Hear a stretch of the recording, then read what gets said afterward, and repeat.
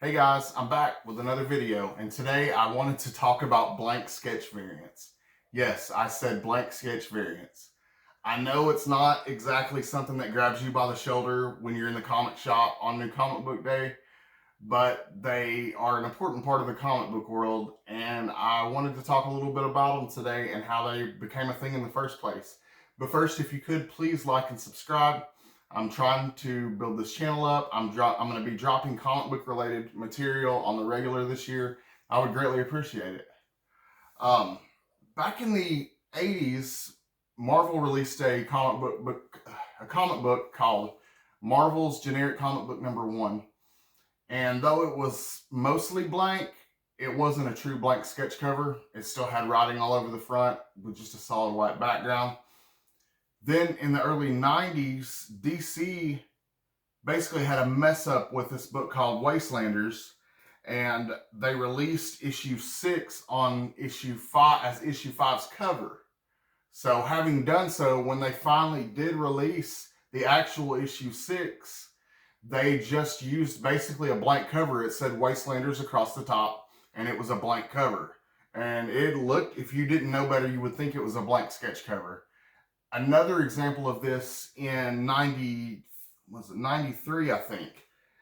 This book came out, and it's called 0 Hour. And in this series, they counted backwards from 4 to 0. And as the series progressed and it got closer to the end, issue 0, it was completely blank. When I grabbed this out of the bargain bins, I genuinely thought that this was a blank sketch cover. This was not intended to be a blank sketch cover when it was released, though. The first true blank sketch variant came out in 95 for J. Scott Campbell's Gen 13 #1. At the time, that comic book had 13 variants, and this was a big thing back then because, it wasn't like today where every comic book release gets 20, 30 variants. Back then, that didn't happen. And for one of those variants, J. Scott Campbell did a draw your own cover variant.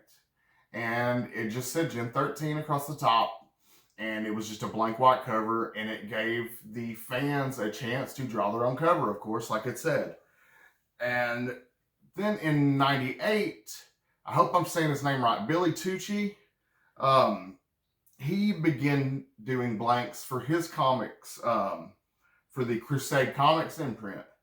And then, a few years later, like it became a thing at conventions, people taking and, getting signed, remark, and commission work on these blanks. And I thought that was kind of interesting backstory on the blank sketch variant. And I wanted to show you guys over the last year some of the ones that I picked up. And I hope maybe to get commissioned one day by somebody cool like J. Scott Campbell.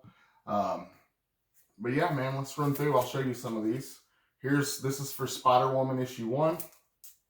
And I know they're just blanks. I'm not going to bore you to death, but I figured I would show you guys briefly. And these aren't all the ones that I have.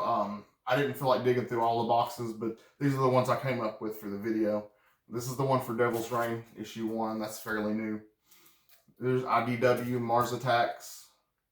Thought maybe I could get something cool done on that one. This is for Nick's #1, Dynamite. This one is for Civil War, I'm sorry.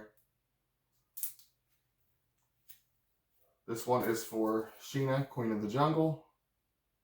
Get like a cool J. Scott Campbell chick drawn on that one. Mirka Andolfo's Unnatural, and this is for issue 12. Haha, issue 1.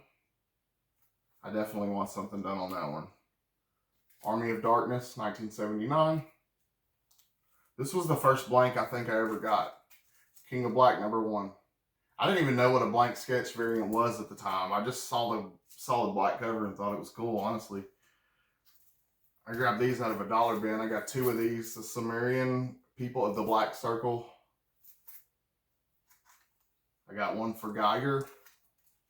And that makes me think, for some reason, of Noctera. I got a blank for Noctera.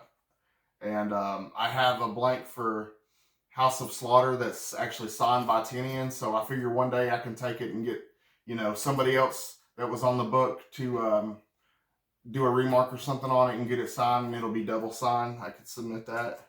Here's one for Stray Dogs. This is the second blank that came out for Stray Dogs #1. Crossover #4 blank. And something cool that I've also seen people do with blanks, you know, you don't just have to get them commissioned. I actually saw somebody get one for Superboy. It was a Superboy blank. It said Superboy across the top. And they stamped their baby son's footprints on the front cover and submitted it and got it graded. And that way, you know, it's encapsulated and preserved, and you have that forever. I thought that was really cool. Symbiote Spider-Man #1. Here's House of Slaughter #1 blank. I also got that one signed by Tinian I told you about.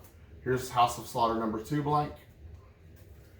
Here is House of Slaughter #3. This one is for the Donny Cates Hulk series that's going on right now. And that's not the big 1 in 200 one. That one's purple. Here's the one for Aerosmith, the new Image comic. This is a Valiant blank, Imperium. One of my favorite Marvel characters, Black Knight, Curse of the Ebony Blade. This one is for the newest run of Venom, #1. Vampirella, Unholy. And Joker 80th Anniversary. And that is the sketch covers that I've collected over the last year. And like I said, I hope to get a cool commission on some of these one day. Maybe I can go to a cool convention here in Chattanooga. We don't really have great conventions locally, but you know, we have Atlanta close by, and we do have access to some, I guess. So maybe I can go to one if COVID doesn't get bad again. But I really appreciate you guys tuning in. I won't take up any more of your time. I greatly appreciate it. You guys have a good day. Bye.